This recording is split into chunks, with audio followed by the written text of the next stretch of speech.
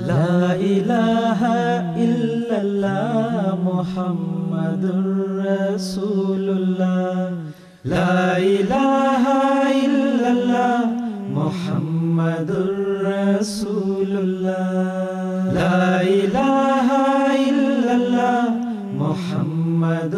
رسول اللہ۔ اعوذ باللہ من الشیطان الرجیم، بسم اللہ الرحمن الرحیم۔ ناظرین کرام، السلام علیکم ورحمۃ اللہ وبرکاتہ۔ پروگرام دینی و فقہی مسائل کے ساتھ ہم آپ کی خدمت میں حاضر ہیں۔ انسان کی طبعی خواہشات میں سے ایک چیز ہے کہ اس کی نسل آگے چلے، یعنی اس کی اولاد ہو، اور اس اولاد کا ہونا یہ ایک مرحلہ ہے۔ اس کے ہونے کے بعد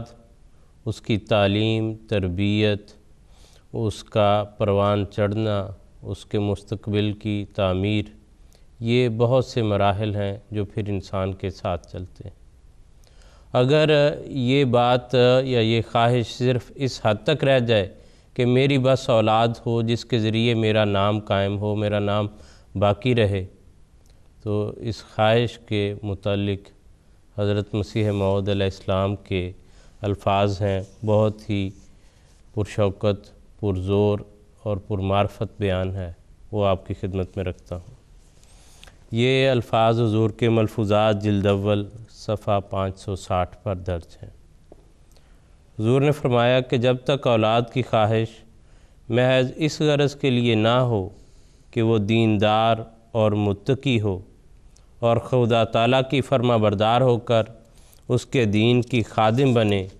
بالکل فضول بلکہ ایک قسم کی معصیت اور گناہ ہے، اور باقیات صالحات کی بجائے اس کا نام باقیات سیئات رکھنا جائز ہوگا۔ لیکن اگر کوئی شخص یہ کہے کہ میں صالح اور خدا ترس اور خادم دین اولاد کی خواہش کرتا ہوں، تو اس کا یہ کہنا بھی نرا ایک دعویٰ ہی ہوگا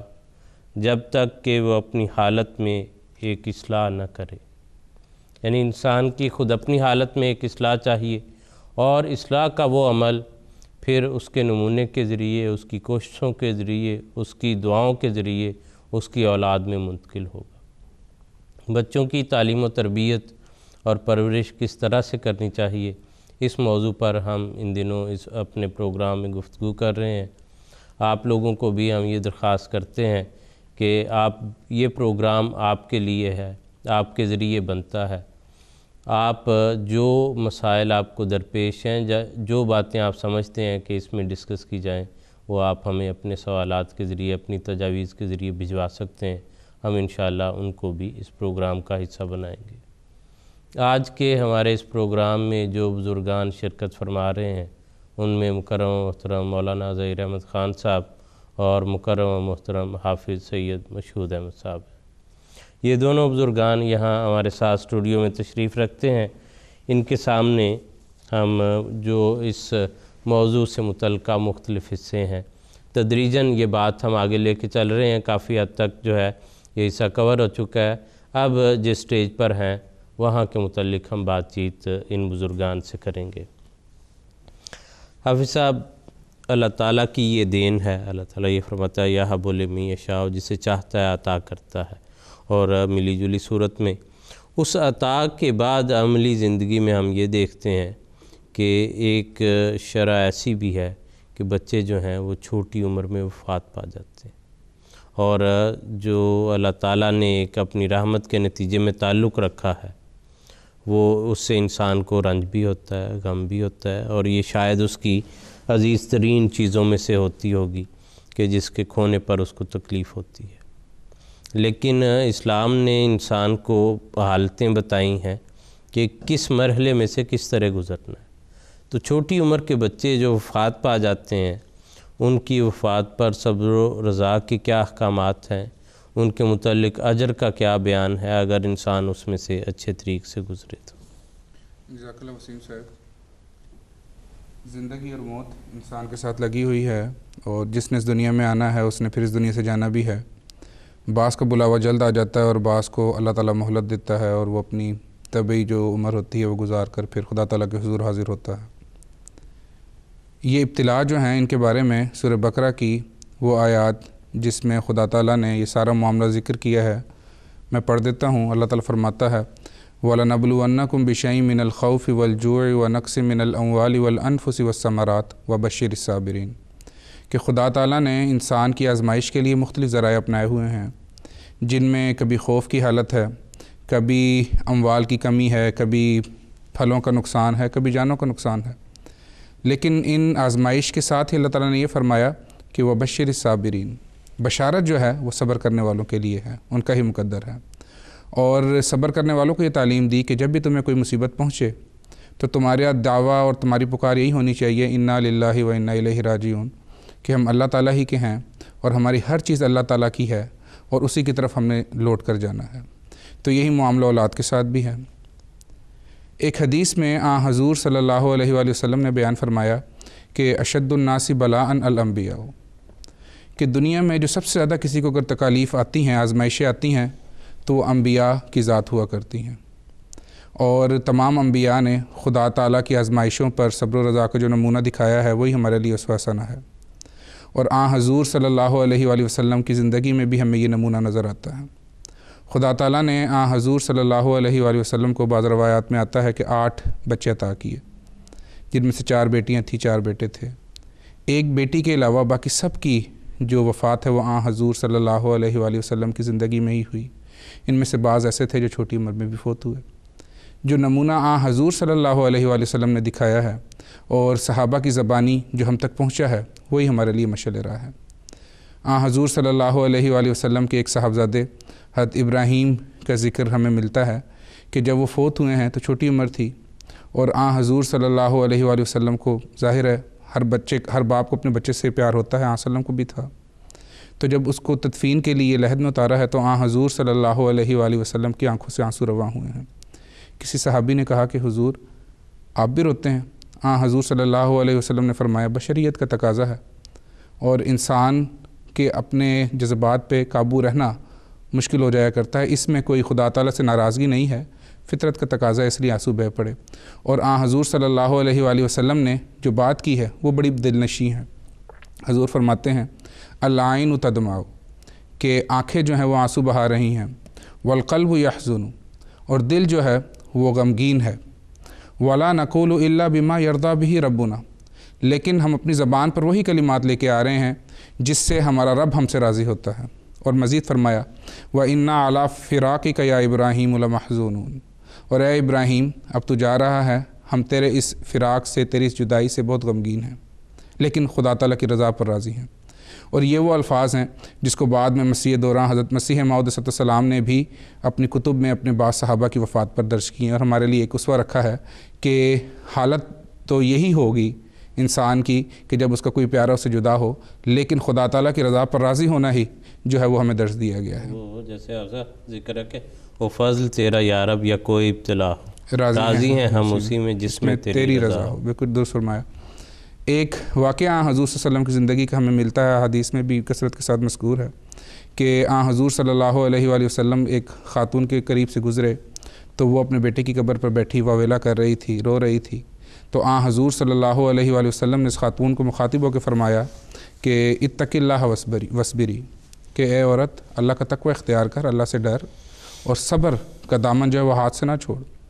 تو بیچاری جو تھی وہ اپنے جذبات سے مغلوب ہو گئی کہیں، اور اس کو اندازہ نہ ہوا، اور اس نے کچھ ایسی باتیں وسلم کو کہہ دیں جو زیب نہیں دیتی تھیں۔ حضور صلی اللہ علیہ وآلہ وسلم کے وہاں سے جانے کے بعد جب اس کو بتایا گیا کہ اے خاتون یہ تو حضور صلی اللہ علیہ وسلم کی ذات تھی جس کو تم نے یہ کہا، اور یہاں تک کہہ دیا کہ آپ کی کون سی اولاد فوت ہوئی ہے، تو کہ آپ کو اندازہ ہو کہ اولاد کی جدائی کا غم کیا ہے۔ اس پر وہ عورت بہت پشیماں ہوئی اور حضور صلی اللہ علیہ وسلم کی خدمت میں حاضر ہوئی اور معافی کی خواستگار ہوئی۔ اس پر حضور صلی اللہ علیہ وسلم نے ایک بات کہی ہے، اور حضور نے فرمایا ہے کہ الصبر عند صدمۃ الاولی، کہ جو صبر ہے وہ صدمے کے ابتدا میں ہی جو ہے وہ مغفرت کا اور ثواب کا باعث ہوا کرتا ہے، اس کے بعد تو وقت نے آہستہ آہستہ صبر دے ہی دینا ہوتا ہے۔ ایک واقعہ ہمیں اور روایات میں ملتا ہے ام سلیم کا، جس میں ان کا ایک بیٹا جو تھا وہ بیمار تھا، اور ان کے جو شوہر تھے حضرت ابو طلحہ وہ گھر سے باہر گئے ہوئے تھے، تو ان کی غیابت میں کہیں وہ بیٹا فوت ہو گیا، تو جب وہ واپس آئے ہیں تو انہوں نے اپنی بیگم سے استفسار کیا ہے تو سلیم رضی اللہ عنہ سے، تو انہوں نے کہا کہ ہاں اب آرام ہے۔ آرام ان معنی میں تھا کہ وہ بچہ فوت ہو گیا، جو تکلیف تھی اس کو آرام آ گیا ہے، تو انہیں بتایا نہیں کہ تھکے ہوئے آئے ہیں، اور اس رات کو پھر انہوں نے جو ہے وہ تعلقات بھی قائم کیے ہیں۔ جب صبح انہوں نے اس بات کا اظہار کیا ہے کہ یہ بیٹا جو ہے وہ فوت ہو گیا تھا، تو اس پہ وہ ناراض ہوئے ہیں، اور حضور صلی اللہ علیہ وآلہ وسلم کی خدمت میں حاضر ہو کے پھر انہوں نے یہ بات بیان کی ہے کہ حضور یہ ہوا ہے، یہ معاملہ ہوا ہے، گویا کہ ایک رنگ میں شکایت ہی کی ہے۔ تو حضور صلی اللہ علیہ وسلم نے ساری بات سننے کے بعد انہیں پھر دعا دی ہے کہ جو تم نے تعلقات قائم کیے ہیں اس رات، اللہ تعالیٰ اس کے نتیجے میں تمہیں نعم البدل عطا کرے، جو صبر تمہاری بیوی یعنی حضرت ام سلیم نے دکھایا ہے، اللہ اس کا اجر عظیم اسے دے۔ تو چنانچہ پھر اس کے بعد جو ہے وہ آپ حاملہ ہوئی ہیں، اور خدا تعالیٰ نے پھر آپ کو ایک بیٹا عطا کیا ہے، اور پھر وہ بیٹا حضور صلی اللہ علیہ وسلم کی خدمت میں لایا گیا، حضور صلی اللہ علیہ وسلم نے اس کو گڑتی دی کھجور کی اور اس کا نام رکھا اور اس کے لیے دعا کی۔ تو یوں خدا تعالیٰ نے ایک آزمائش تو دکھائی، لیکن اس آزمائش کے نتیجے میں نعم البدل عطا کیا ہے، اور وہ بیٹے کی صورت میں ہوا ہے۔ یہ معاملات جو ہیں پہلے کی جو صحابہ ہیں یا حضور صلی اللہ علیہ وسلم کے دور میں بھی ہمیں نظر آتے ہیں، لیکن ہمیں یہ معاملات حضرت مسیح موعود صلی اللہ علیہ وسلم کی زندگی میں بھی نظر آتے ہیں۔ جیسے میں نے ذکر کیا ہے کہ انبیاء سب سے زیادہ ابتلاؤں کا شکار ہوتے ہیں۔ حضرت مسیح موعود صلی اللہ علیہ وسلم کی جو دوسری بیوی تھی حضرت نصرت جہاں بیگم صاحبہ رضی اللہ عنہ، ان کے بطن سے بھی اللہ تعالیٰ نے آپ کو 10 بچے عطا کیے ہیں، اور ان بچوں میں سے 5 بچے ایسے تھے جو چھوٹی عمر میں فوت ہو گئے۔ ان بچوں میں جو سب سے محبوب بیان کیا جاتا ہے وہ حضرت مرزا مبارک احمد صاحب کا ذکر ہے کہ وہ حضرت مسلم کو بہت پیارے تھے، اور حضرت اماں جان کو بھی ان سے بہت زیادہ لگاؤ تھا۔ کافی عرصہ بیمار رہے ہیں، اور ان کی وفات جب ہوئی ہے تو حضرت اماں جان نے بے اختیار جو سب سے پہلا کلمہ اپنی زبان پر لا کر بیان کیا ہے وہ انا للہ و انا الیہ راجعون کہا ہے۔ اس پر حضرت مسیح موعود صلی اللہ علیہ وسلم نے جب یہ بات سنی ہے کہ انہوں نے خدا تعالیٰ کی رضا پر جو ہے وہ اپنی مرضی کو قربان کیا ہے اور اپنی خواہشات کو دبایا ہے، تو حضور نے فرمایا ہے اس بات کی مجھے بڑی خوشی ہوئی، اور اس پر آپ فرماتی ہیں کہ میں خدا تعالیٰ کی رضا پر راضی ہوں۔ اسی موقع پر خدا تعالیٰ نے پھر الہاماً حضرت مسیح موعود صلی اللہ علیہ وسلم کو کہا خدا خوش ہو گیا۔ تو آپ فرماتی ہیں، حضرت اماں جان فرماتی ہیں کہ ایک چھوڑ اگر 2000 مبارک بھی فوت ہو جاتے تو جو انعام خدا تعالیٰ نے مجھے اس الہام کے ذریعے سے دیا ہے وہی میرے لیے کافی ہے۔ تو یہ ہے وہ رضا کے نمونے جو دور آخرین میں بھی ہمارے سامنے ہیں، ہمیں نظر آتے ہیں۔ ایک بات حضرت خلیفۃ المسیح الاول کی میں بیان کر کے یہاں پر اپنے جواب کو ختم کروں گا۔ آپ کا ایک بیٹا تھا جس کا نام بیان کیا جاتا ہے عبد القیوم، خسرہ کے مرض میں مبتلا رہ کر کچھ عرصہ تقریباً 2 سال کی عمر تھی جب وہ فوت ہو گئے، شاید 1 ماہ کم تھا اس سے۔ تو اس موقع پر جو حضور صلی اللہ علیہ وآلہ وسلم کی جو اسوہ ہے اس کا ایک نمونہ ہمیں نظر آتا ہے۔ حضور کے الفاظ ہی میں پڑھ دیتا ہوں۔ حضور نے جب بچے کو لحد میں اتارا گیا ہے تو اس کے چہرے سے کپڑا اٹھایا ہے اور اس کے ماتھے پر بوسہ دیا ہے، اور پھر حضور فرماتے ہیں میں نے بچے کا منہ اس واسطے نہیں کھولا تھا کہ مجھے کچھ گھبراہٹ تھی، بلکہ اس واسطے کہ حضرت صلی اللہ علیہ وآلہ وسلم کا بیٹا ابراہیم جب فوت ہوا تھا تو حضرت صلی اللہ علیہ وآلہ وسلم نے اس کا منہ چوما تھا اور آپ کے آنسو بہہ نکلے، اور آپ نے اللہ تعالیٰ کی مدح کی اور فرمایا کہ جدائی تو تھوڑی دیر کے لیے بھی پسند نہیں ہوتی، پر ہم خدا کے فضلوں پر راضی ہیں۔ اسی سنت کو پورا کرنے کے واسطے میں نے بھی اس کا منہ کھولا اور چوما۔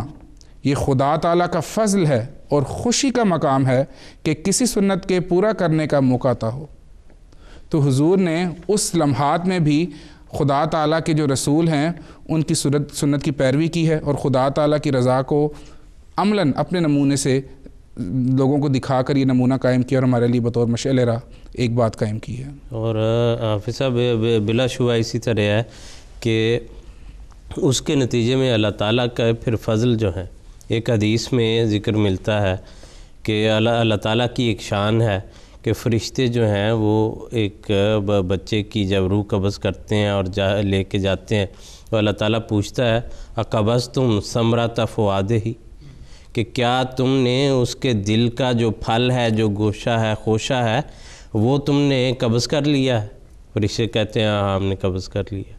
تو کہتے ہیں اس پر میرے بندے نے کیا کہا؟ تو فرشتے بتاتے ہیں کہ حامدہ اللہ، اس نے تیری حمد کی ہے اور تیری رضا پر راضی تھا۔ تو اللہ تعالیٰ فرماتا ہے کہ میرے اس بندے کے لیے جنت میں ایک گھر بناؤ، ایک محل بناؤ، اور اس گھر کو سمو بیت الحمد، اس کو بیت الحمد کا نام دو، اس کے لیے وہ گھر بناؤ۔ اور حافظ صاحب دیکھیں، مسلمان ہیں، توحید کو ماننے والے ہیں، دوسرے لوگ ہیں، سب کے بچے فوت ہو جاتے ہیں، کسی کا کوئی اختیار تو نہیں ہے، کوئی روک نہیں سکتا۔ وہ مومن ہے، مشرک ہے، کافر ہے، ملحد ہے، دہریہ، کچھ بھی ہے، سب کے ساتھ یہ معاملہ لگا ہوا ہے۔ لیکن ایک مومن جو ہے اس کو یہ تسلی ہے کہ اگر میں اس پر صبر کروں تو پھر بھی مجھے انعام اجر ملنا۔ دوسرا آدمی جو ہے وہ جزا فضا کرے، اس تکلیف اس کو بھی وہی ہے، اس کا بھی بیٹا پاس نہیں رہا، اس کا بھی پاس نہیں رہا، تو دونوں ایک ہی حالت میں ہے۔ لیکن یہ اگر اس خیال سے اور اس یقین سے صبر کرتا ہے کہ اللہ تعالیٰ کی رضا کی خاطر، تو اس کے جو ہیں وہ انسان کو دنیا میں بھی بدلے ملتے ہیں، اور اس کے دل کو ایک تسلی بھی ہوتی ہے۔ وگرنہ ایسے لوگ جو ہیں وہ فراق میں ساری عمر جو ہے گھلتے رہتے ہیں۔ اگر یہ انسان کو صبر حاصل نہ ہو کہ اللہ تعالیٰ کی چیز تھی وہ اس نے لے لی واپس، میرا اس میں اختیار کیا تھا، تو انسان غم کی اس کیفیت سے بھی باہر نہیں آ سکتا۔ تو اس لیے ہر طرح سے جو ہے، چونکہ یہ بات ہو رہی ہے جی خاص، تو جو ذکر کیا ہے محترم مشہور صاحب نے کہ حضرت ام سلیم اور حضرت ابو طلحہ کا جو بچہ فوت ہوا اور انہوں نے وہ صبر کا مظاہرہ کیا، آن صلی اللہ علیہ وسلم نے اس پہ جو بشارت دی، وہ جو اس کے بعد عبداللہ پیدا ہوا، کہتے ہیں کہ اسی رات جو ان کا تعلق قائم ہوا، اس کی بنا پہ اللہ تعالیٰ نے وہ نعم البدل عطا کیا۔ اور بعض تاریخی کتابوں میں آتا ہے کہ اللہ تعالیٰ نے پھر وہ عبداللہ جو بچہ تھا اس کو آگے 12 بیٹے عطا کیے۔ اور میں ایسی سوچ رہا تھا کہ حضرت مسیح علیہ السلام کے جو حضرت صاحبزادہ مرزا مبارک احمد فوت ہوئے، ویسے تو 5 بچے فوت ہوئے، لیکن اللہ تعالیٰ نے حضرت مسلم اور رضی اللہ تعالیٰ عنہ کو، جو بشر اولاد میں سے اس لحاظ سے زندہ بچنے والی بڑی اولاد تھی، 23 بچے اللہ تعالیٰ نے عطا کیے۔ تو یہ ایک ظاہری نعم عطا ہوتی ہے اللہ تعالیٰ کی۔ حضرت وہ جو بیت الحمد کی بات کی، حضرت خلیفۃ مسیح اول رضی اللہ تعالیٰ عنہ کے متعلق آتا ہے کہ ان کا بیٹا فوت ہوا، تو تدفین ہونے کے بعد نماز کے لیے آئے، تو کہتے ہیں کہ نماز شروع کر دی، نماز بالجہر تھی، تو کافی دیر الحمدللہ نہیں شروع کی، سورۃ فاتحہ پڑھنی نہیں شروع کی، پیچھے سے لوگوں نے سبحان اللہ کہا، تو بعد میں حضرت صاحب نے سورۃ فاتحہ شروع کی اور نماز پڑھائی، اور اس کے بعد بتایا جو وہاں پہ موجود تھے کہ میں اس لیے الحمدللہ شروع نہیں کر رہا تھا کہ بچہ فوت ہوا تھا میرا، تو میں اپنے دل کی کیفیت کو اس میں لانا چاہتا تھا کہ الحمدللہ جب میں کہوں تو میری دل کی کیفیت یہی ہو کہ واقعی میں اللہ تعالیٰ کی حمد بیان کر رہا ہوں، مجھے کوئی اس پہ جو اس کی امانت تھی وہ میرے سے لے گیا ہے، میرے دل میں کوئی ملال نہ ہو، اس لیے میں وہ کافی دیر تک اس میں رہا، اور جب میری یہ کیفیت ہوئی تب میں نے الحمدللہ کہا۔ تو یہ اور حمد کا تعلق، تعریف کا تعلق تو خوشی سے ہوتا ہے، جی بالکل، کہ جب بندہ اس بات پر راضی ہو تبھی کرے گا۔ جی بالکل۔ اور ان لوگوں نے حقیقتاً خاصا ایسے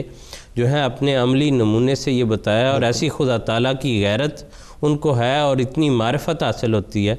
حضرت خلیفۃ المسیح اول رضی اللہ تعالیٰ عنہ کا وہ واقعہ ملتا ہے کہ ان کی بہن کا ایک بیٹا تھا جو بیمار ہو گیا، تو وہ جو ہے وہ وہاں حضور وہاں نہیں تھے، تو ان کو حضور جو ہیں چونکہ ایک ماہر حکیم تھے، طبیب تھے، تو ان کو یہ خیال تھا کہ آپ یہاں ہوتے، علاج کرتے تو بچہ بچ جاتا، اور انہوں نے اس بات کا اظہار کیا کہ آپ یہاں ہوتے تو علاج کرتے تو بچہ بچ جاتا۔ تو حضور نے یہ دیکھا کہ ان کو توجہ اللہ تعالیٰ کی طرف جانے کی بجائے میری طرف یہ تھا کہ جی گویا میں اس کو بچا لیتا اپنے علاج سے۔ تو حضور نے ایسی وہ جلال اور اللہ تعالیٰ کی غیرت تھی، حضور نے یہ فرمایا کہ اللہ تعالیٰ تمہیں ایک اور بچہ دے گا، اور وہ اسی بیماری میں مبتلا ہوگا اور میں موجود ہوں گا، اور وہ بچہ فوت ہو جائے گا۔ بالکل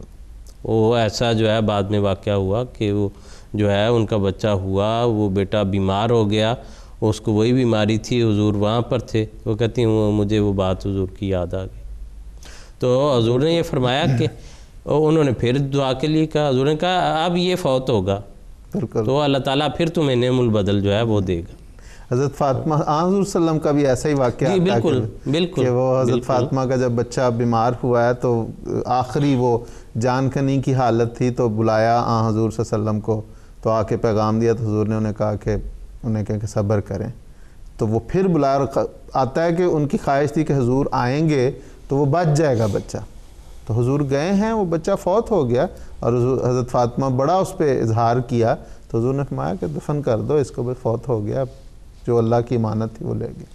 تو یہ جو ایک ذہن میں بعض اوقات خیال آ جاتا ہے کہ وہ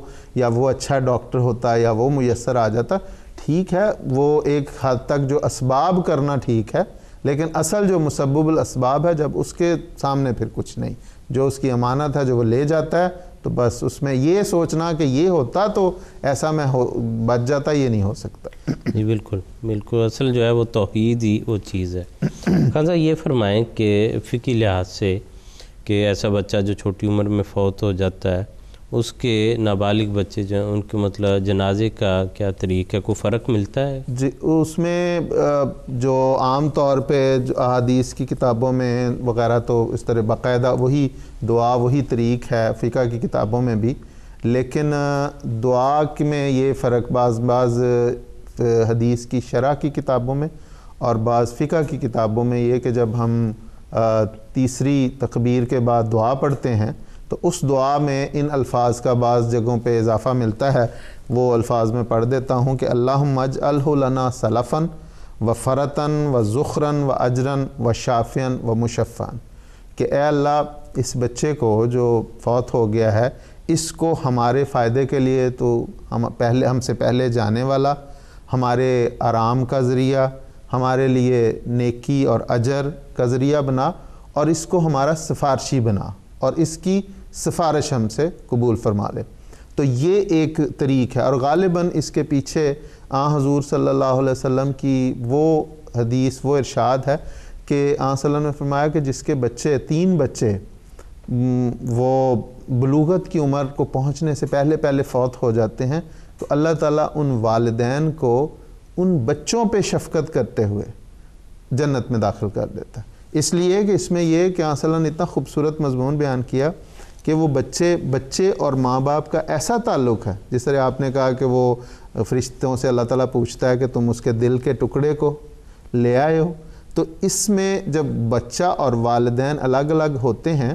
تو جس طرح والدین ایک کمی محسوس کرتے ہیں، ایک تکلیف محسوس کرتے ہیں، اسی طرح وہ بچہ بھی تکلیف محسوس کرتا ہے اپنے والدین سے الگ رہتے ہوئے۔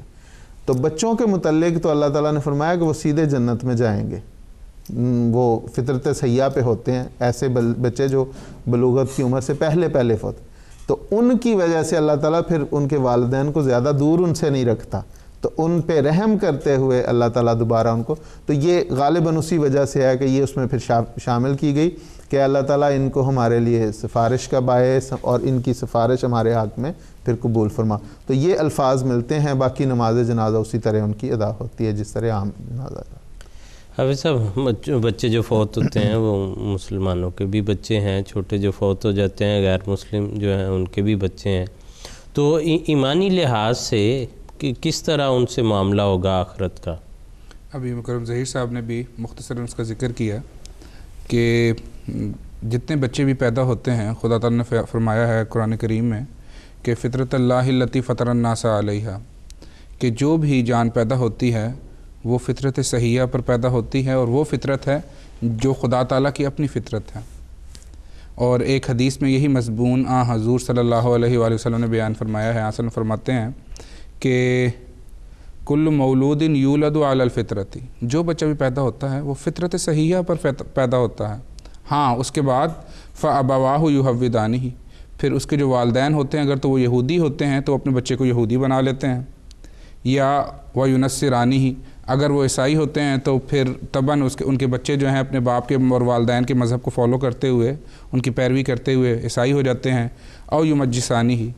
یا وہ مجوسی اگر والدین ہو تو بچے پھر آگے مجوسی بن جاتے ہیں۔ اور حضور صلی اللہ علیہ وسلم نے یہ بات ایک مثال سے بیان کی۔ حضرت نے فرمایا کہ دیکھو کہ جانوروں کے جو بچے ہوتے ہیں وہ بالکل ٹھیک پیدا ہوتے ہیں، لیکن ان کے پیدا ہونے کے بعد پھر بعض لوگ ان کے کان کاٹ دیتے ہیں یا انہیں داغ دیتے ہیں، تو یہ داغنا یا کان کاٹنا یہ تو انسانوں کا کام ہے، لیکن پیدائش جو ہے وہ مکمل ہوتی ہے، صحیح ہوتی ہے۔ تو یہ اصل بنیاد ہے جس کے اوپر اللہ تعالیٰ نے معاملات کرنے ہوتے ہیں، اور اسی موضوع کو حضور صلی اللہ علیہ وآلہ وسلم کی ایک طویل حدیث ہے جو صحیح بخاری کتاب التعبیر باب تعبیر الرؤیا بعد صلاۃ الصبح میں مذکور ہے، جس میں حضور صلی اللہ علیہ وآلہ وسلم نے آسمانوں کا سفر کیا ہے، معراج کا جو واقعہ ہے اس میں ایک آسمان پر آپ نے دیکھا کہ حضرت ابراہیم علیہ السلام کے ارد گرد چھوٹے چھوٹے بہت سارے بچے بیٹھے ہوئے ہیں، اور وہ سارے کے سارے جنت میں تھے۔ تو حضور صلی اللہ علیہ وسلم کے استفسار پر پھر بیان یہ کیا گیا آپ کو کہ یہ وہ بچے ہیں جو فطرت صحیحہ پر فوت ہوئے ہیں، چھوٹی عمر میں فوت ہو گئے ہیں۔ تو اس موقع پر جب حضور صلی اللہ علیہ وسلم نے یہ حدیث بیان کی ہے مکمل، تو صحابہ میں سے کسی نے حضور سے عرض کی کہ حضور ان بچوں میں تو پھر ہو سکتا ہے مشرکین کے بچے بھی ہوں۔ تو اس کا جواب حضور صلی اللہ علیہ وسلم نے یہ دیا ہے کہ ہاں مشرکین کے بچے بھی ہوں گے، بلکہ مشرکین کے بچے ہیں وہ بچے جن کی فطرت صحیحہ متاثر نہیں ہوئی اور وہ چھوٹی عمر میں فوت ہو گئے ہیں اس فطرت پر جس فطرت پہ وہ پیدا کیے گئے ہیں۔ تو خدا تعالیٰ نے ان کو بھی جنت میں جانے کی بشارت دی ہے۔ اور جو شارحین ہیں یا مفسرین ہیں انہوں نے اس کی وجہ یہ بیان کی ہے کہ کسی بھی شخص پر جو ہے وہ عذاب کا یا سزا کا جو اطلاق ہے وہ اتمام حجت پر ہوتا ہے، اور اللہ تعالیٰ نے قرآن کریم میں بیان فرمایا ہے وَمَا كُنَّا مُعَذِّبِينَ حَتَّى نَبْعَثَ رَسُولًا، کہ جب تک ہم رسول کے ذریعے سے اتمام حجت نہ کر دیں تو ہم اس بستی کو عذاب نہیں دیتے۔ تو وہ کہتے ہیں چونکہ ان تک پیغام حق نہیں پہنچا تو اس لیے ایگزیمپٹ ہیں، مستثنیٰ ہیں اس سے، اس لیے یہ جو بچے ہیں وہ فطرت صحیحہ پر فوت ہوتے ہیں اور پھر جنت میں جانے کے حقدار ہو جایا کرتے ہیں۔ جزاک اللہ صاحب۔ اور بلا شبہ جی جو انسان کو تکلیف پہنچتی ہے، اس کے بچوں کو کوئی بھی دکھ ہو، کوئی تکلیف ہو، کسی قسم کا رنج ہو، تو اس سے انسان کو تکلیف محسوس ہوتی ہے، اور ان کی وفات جو ہے وہ بلا شبہ ایک بہت بڑا صدمہ ہے۔ ان کی زندگی میں تکلیفوں سے محفوظ رہنے کے لیے جہاں ظاہری ذرائع ہیں اس میں سب سے بڑا ایک ذریعہ دعا کا ہے کہ انسان، کیونکہ ہر جگہ نہ انسان ان کی حفاظت کر سکتا ہے، نہ ان کے ساتھ جا سکتا ہے، نہ ایسے ذرائع جو ہیں وہ اختیار کر سکتا ہے۔ وہ اپنی عمر کے ساتھ، اپنے ماحول کے ساتھ ہر جگہ جائیں گے اور ہر قسم کے حوادث میں سے گزریں گے۔ جو چیز ان کو بچا سکتی ہے، جو ان کی حفاظت کر سکتی ہے، وہ انسان کی دعائیں ہی ان کے ساتھ ہو سکتی ہیں۔ سیدنا مسیح علیہ السلام نے اپنی اولاد کے متعلق حضور کا منظوم کلام ہے جو حضور لکھ رہے ہیں، تو حضور نے اپنی اولاد کے متعلق یہ تحریر فرمایا کہ دعا کرتا ہوں اے میرے یگانہ، نہ آوے ان پہ رنجوں کا زمانہ، نہ چھوڑیں وہ تیرا یہ آستانہ، میرے مولا انہیں ہر دم بچانا۔ اللہم آمین۔ انشاءاللہ اگلے ہفتے پھر ملاقات ہوگی، اجازت دیجیے، السلام علیکم ورحمۃ اللہ وبرکاتہ۔ لا الہ الا اللہ محمد رسول اللہ، لا الہ الا اللہ محمد رسول اللہ۔